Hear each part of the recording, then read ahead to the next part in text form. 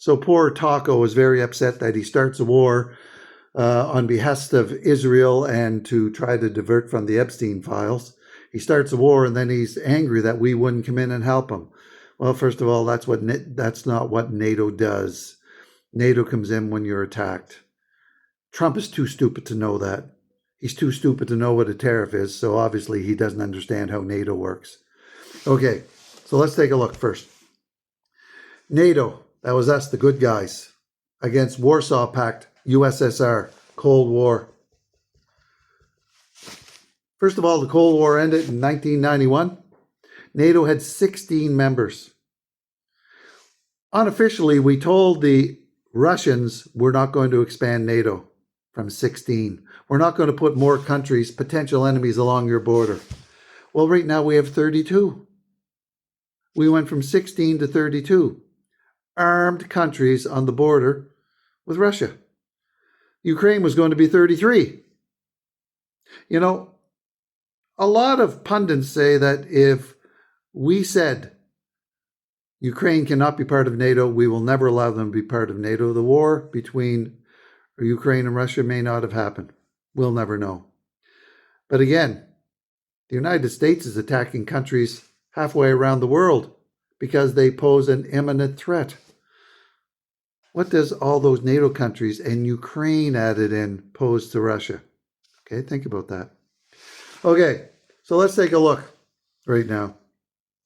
NATO spends about $1.5 trillion on weapons every year. Russia spends $150 billion. $500 billion to $150 billion.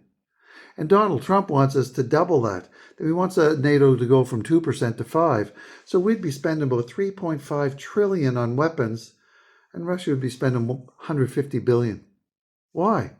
Because 6 of the top 10 arms manufacturers are American. 14 out of 20 of the world's top arms manufacturers are American. Donald Trump wants us to spend 5% so we can subsidize his industry.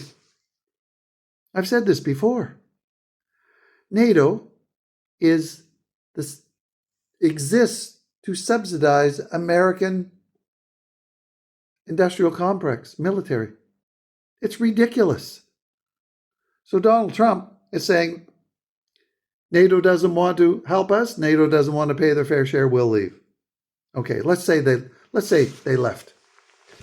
Right now, NATO countries are spending almost $500 billion on American weapons. So if Donald Trump wants to leave NATO, then we hit the Americans where it hurts, the pocketbook. We should say, we'll take our $430 billion that NATO countries spend on arms from the United States. We'll go elsewhere. That's at 2%. If it's at 5%, then we're spending almost $1 trillion in weapons from the United States. We'll take that and go elsewhere. Money talks, money matters. The congressman's phone would be ringing off the hook by the military lobby saying, you can't pull out of NATO. We're going to lose all our profits. We do spend a lot of money. Money gives us control. Oh, by the way, next time Donald Trump is shooting off that we don't support the United States, and when we were in Afghanistan, we were a little bit back, First of all, let's look at a couple of biggies. World War I started in 1914. Thank you, United States. You didn't join till 1917. The war was over a year later. Woo, thank you, US of A. World War II started September 1st, 1939.